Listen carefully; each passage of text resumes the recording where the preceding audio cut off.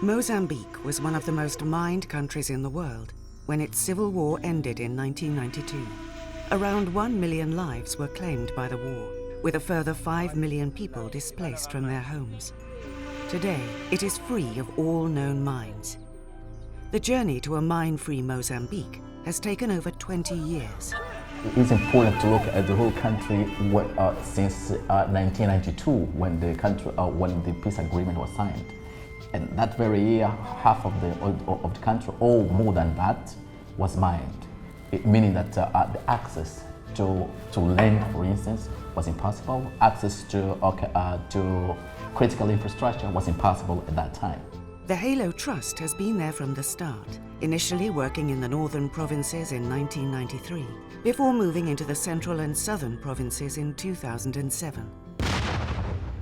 And finally to the Mozambique-Zimbabwe border in 2012. Halo Trust is working in the area that it's heavily contaminated. Every part of the world where there is a mine, it blocks socio-economic development. People, they cannot produce. They have no land to produce because the land is affected by mine. In Mozambique was exactly the same. I mean, the rural community, they were really affected, and even the roads. Fundamentally, we're here as a humanitarian organisation and having the opportunity to engage in communities to provide them with safe access to land once more is what we're all about.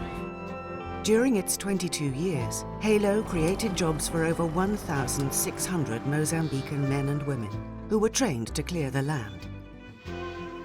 The Halo Trust has cleared over 171,000 mines, representing approximately 80% of the total cleared in the country, and over 1,100 minefields. Look at the structure of our economy. Let us say agriculture is the backbone of the economy. And if you look today, 20% of our national GDP relies on agriculture. And infrastructure is critical to allow production and increase of productivity, meaning that mines were contributing to slow down the pace of development and was impeding the development of the country. In the early 1990s in Mozambique, there were hundreds of mine-related accidents.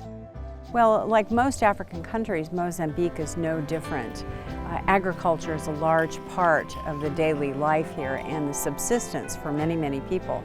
So the opportunity now for people to be able to safely cultivate a piece of land, to be able to support their families, feed their families, and be productive community citizens, all with the opportunity to be able to walk across that field safely and not be worried about whether or not you're going to step on a landmine. This is a big deal.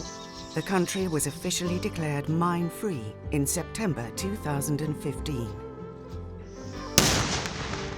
So often, humanitarian mine clearance, Halo's mine clearance, is the very first bit of outside assistance that these communities and these individuals receive. And that is why our work is so very important. Allow demining, and you can allow people to reuse their land once more safely and allow for onward development and socio-economic reconstruction.